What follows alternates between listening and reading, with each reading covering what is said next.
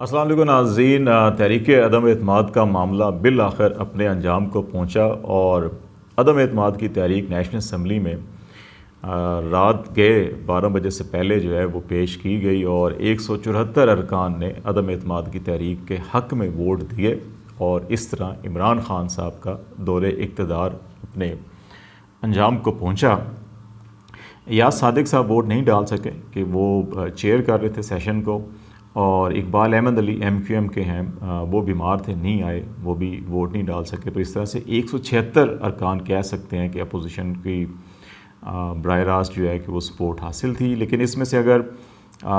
तारिक बशीर चीमा साहब पाकिस्तान मुस्लिम लीग काफ के हैं, उन्होंने भी एक वोट दिया, तो पार्लिमानी पार्टीज़ की जो सपोर्ट है वो 175 की है और एक तारिक बशीर चीमा साहब का वोट 176 वोट इस तरह बने। लेकिन 174 वोट जो है वो ऑन रिकॉर्ड डले और इस तरह अब जो है वो शहबाज शरीफ साहब के लिए कायदे ऐवान बनने में और वज़ीर आज़म पाकिस्तान बनने की राह में कोई बज़ाहिर रुकावट नहीं रही। ये सारा मामला जो है इसमें एक दो सवाल अभी बड़े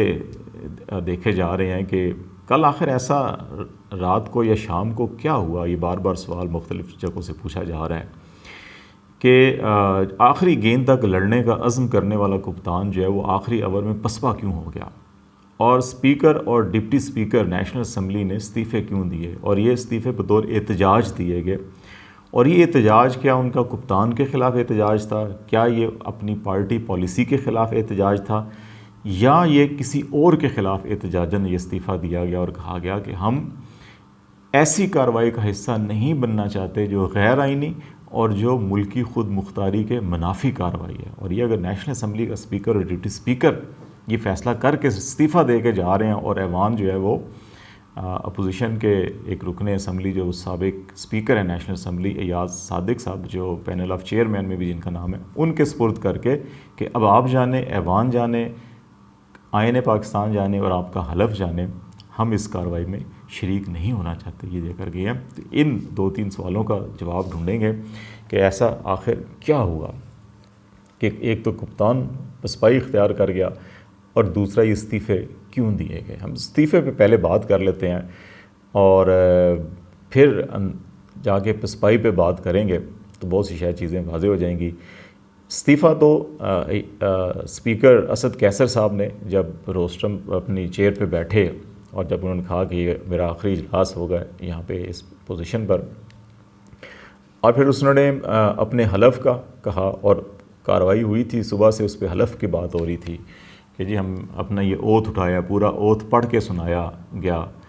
तमाम अरकान को कि हम किस किस चीज़ के तहफ़्फ़ुज़ की कसम खाते हैं खुदा को हाज़िर नाज़िर जानकर, जिसमें मुल्की खुद मुख्तारी सालमियत भी थी। और फिर इस ख़त को पेश किया गया, उसके मंदरजात को वज़ीर ख़ारजा ने, और फिर उसके ऊपर बड़ी डिबेट की गई। और फिर जब भी कहा जाता था कि सुप्रीम कोर्ट का फ़ैसला है उस पर अमल किया जाए, तो स्पीकर ने भी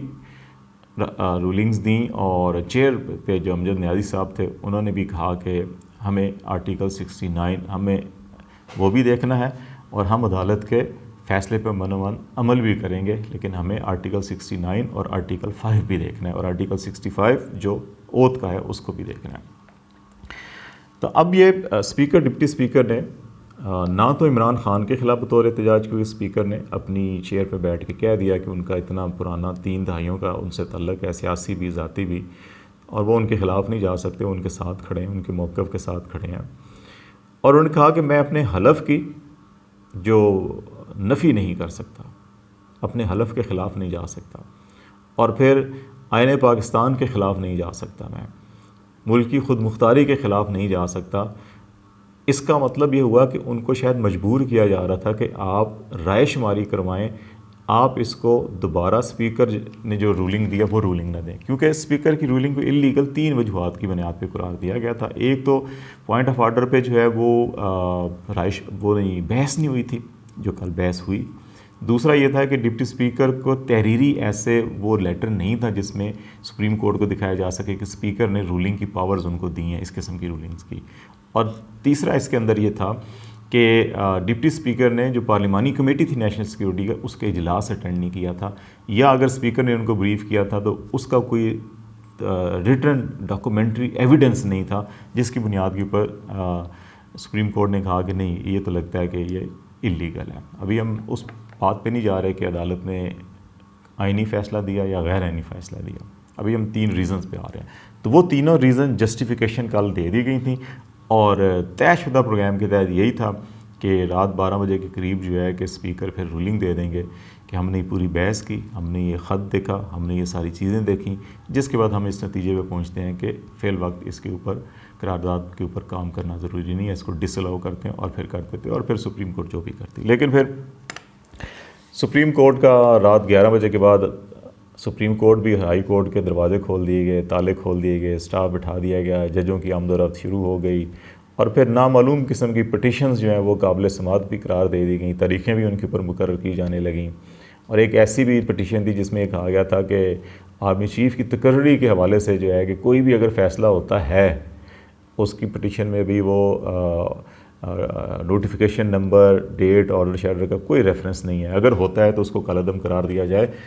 होगा नहीं होगा, क्या होता है क्या नहीं होता, उसके ऊपर अदालत रात को आके 11:30 बजे जो है कि वो वैसी वो रिसीव की गई हैं दरख्वास्तें और सारा कुछ हुआ। तो वो एक तारीख का हिस्सा बन गया है कि किस किस की तरह की बातें होती हैं हमारे यहाँ। तो इस वजह से बेसिकली उन्होंने जो इस्तीफ़ा दिया, शायद जो हेलीकॉप्टर्स के ज़रिए वज़ीर-ए-आज़म हाउस में आए थे या जो अदालतें लगा रहे थे, शायद इस्तीफ़ा एहतजाज उन्होंने इसलिए दिया कि हमें तो आइन कहता है ये करें, लेकिन कुछ और अफराद जो हैं वो किसी और तरफ जाने पर मजबूर कर रहे हैं, इसलिए हम नहीं जा सकते, हम ये इस्तीफ़े दे के जा रहे हैं। और अब वो अवाम में इस मामले को लेकर आएंगे तो फिर देखिए क्या से क्या होता है। ये हुआ। अब प्राइम मिनिस्टर पसपा क्यों हुए? अब पिछले एक जुमले में आपको अंदाज़ा हो गया होगा कि कैबिनेट 9 बजे तक सारी चीज़ें ठीक थी, एज़ पर कप्तान के प्लान के मुताबिक जा रही थी कि सुप्रीम कोर्ट के फ़ैसले में ये कमी है, ये कोताहियाँ हैं, उसको यूँ पूरा करना है और ये ऐसे करना है। फिर सुप्रीम कोर्ट क्या जवाब देगी। 9 बजे कैबिनेट मीटिंग होती है और कहा जाता है उसमें कोई एक सरकारी मुलाजम की तकर्री का फ़ैसला किया गया। ये ख़बरें चलती हैं, कोई नोटिफिकेशन अभी कोई चीज़ सामने नहीं है। उन ख़बरों के चलने पर जो है कि नामालूम अफराद जो है वो कोई अननोन, कोई ज़्यादा काबिल ज़िक्र नहीं है, वो दरख्वास्तें उठाते हैं, दायर करते हैं। जज साहबान अदालतें खोलने का हुक्म दे देते हैं, अदालतें लगना शुरू हो जाती हैं। दूसरी तरफ मुस्लिम लीग नून जो है वो सुप्रीम कोर्ट से रजू करती है कि जनाब कि वोटिंग नहीं हो रही तो आइन की आपके हुक्म की खिलाफ वर्जी हो जाएगी। अभी टाइम पड़ा हुआ है और 12 नहीं बजे हैं, तो उससे पहले ही अदालत ने हुक्म दे दिया, अदालत खोल ली जाए, स्टाफ बैठ दिया जाए और फिर देखते हैं क्या करना है। तो ये अभी आर्टिकल 63A के तहत जैसे कहा जाता है कि अभी जुर्म नहीं हुआ तो कैसे सज़ा दे दें, लेकिन अभी ये कुछ हुआ नहीं है, अदालतें खुल गई। और उसके बाद फिर एक वो कहा जा रहा है जी कि वो जो कुछ 2 सरकारी मुलाजिम थे जो हेलीकॉप्टर्स के ज़रिए वज़ीर-ए-आज़म हाउस में आए कैबिनेट मीटिंग के बाद, और उन्होंने मुलाकात की, दबाव भी डाला वज़ीर-ए-आज़म पर और उनको मजबूर किया कि आप ये स्टेप्स ना करें। उन्होंने कहा कि वो करेंगे, लेकिन फिर कुछ वादे वईद हुए, कुछ यकीनदानियाँ कराई गईं अगले इलेक्शन के मुताबिक, अच्छा कब होंगे, जल्दी होंगे, देर से होंगे, क्या होगा क्या नहीं होगा। जिसके बाद फिर ये भी कहा गया कि इसके नतीजे में जो है अनारकी होगी, रियासती इदारों की लड़ाई होगी, अदलिया की सुबकी होगी, या पार्लियामेंट के ऊपर ज़द आएगी, या वज़ीर-ए-आज़म के मनसब के ऊपर या फ़लाँ मनसब के ऊपर ये ज़द आ जाएगी। तो जिसके बाद जो है कि कप्तान ने इस रियासती तसादुम से गुरेज़ करते हुए अवाम से रजू करने का फ़ैसला किया। और जब ये फ़ैसला स्पीकर, डिप्टी स्पीकर तक पहुँचा कि ये आप राय शुमारी करवा दें, तो उन्होंने कहा कि नहीं, हमने हलफ उठाया हुआ है मुल्क की खुद मुख्तारी का, आइन की बालादस्ती का, पार्लियामेंट की खुद मुख्तारी का। हम समझते हैं कि हम अगर ये काम करेंगे, ये जानते हुए भी, क्योंकि कैबिनेट मीटिंग में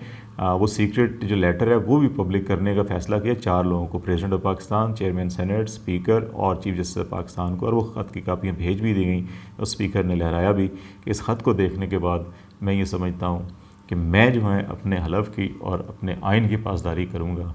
पार्लियामेंट की खुद मुख्तारी की पासदारी करूँगा। ये वोटिंग मैं नहीं करा सकता। जो दबाव डाल रहे हैं वो जाने, जिन्होंने अदालतें खोल ली हैं वो जाने, जो इसके ऊपर राय शुमारी करना चाहते हैं, जो हुकूमत लेना चाहते हैं वो जाने, और उसके बाद फिर कौम जाने। तो इसलिए उन्होंने इस्तीफ़े दिए। और वो कौम के पास आ गए। कप्तान ने भी उनको उनके हाल पे छोड़ा और ख़ुद अवाम के पास जाने का फ़ैसला किया। अब ये तारीख़ बताएगी। अभी हम एक और जो है कि मौजू के ऊपर बात करेंगे आपके कि ये जो सुप्रीम कोर्ट का फ़ैसला था 7 अप्रैल का, जिसमें सेट असाइड की गई सुप्रीम रूलिंग जो है, क्या वो आइनी था, गैर आइनी था, या बाज़ माहिरीन के मुताबिक वो अदालती कत्ल है, वो जो है पार्लियामेंट की खुद मुख्तारी का अदालती कत्ल है। तो इस पे भी हम बात करेंगे, उसके क्या दलाइल हैं, क्या उनकी पोजीशन है। लेकिन ये जो सारा कुछ हुआ एक तारीख़ का हिस्सा बन गया है, और ये आने वाली सियासत में जहाँ और बहुत से जहांगीर करामत से इस्तीफ़ा लिया गया, जंजुआ से जो है कि वो इस्तीफ़ा मांगा गया, काकड़ ने जो है स्टिक क्यों उठाई, और मुशर्रफ ने जो है कि इक़्तिदार पे क्यों कब्ज़ा किया, ज़ियाउल्लाह कैसे आया, अयूब ने क्या किया, यहिया का क्या किरदार था, भुट्टो का सिविल मार्शल लॉ क्या था, उनमें मेरा ख़्याल है कि एक और ऐसे वाक़े का इजाफ़ा हो गया है। अब जैसे जैसे वक्त गुज़रेगा तो इसकी तह बतह चीज़ें खुलती रहेंगी, और फिर तारीख़ जो है कि इसको भी जो है कि वो शायद कुछ ज़्यादा अच्छे अल्फाज से, आज तो बहुत खुशी मनाई जा रही है, मनानी भी चाहिए जिसको हुकूमत मिलती है, और लेकिन शायद तारीख़ के औराक में जब इसके वर्क गर्दानी की जाएगी तो शायद वो जो सफ़ेद और बड़े पुरकशिश सफ़ात नज़र आ रहे हैं आज, शायद वो आहिस्ता आहिस्ता स्याह धब्बे उनके ऊपर नुमायाँ होते जाएंगे।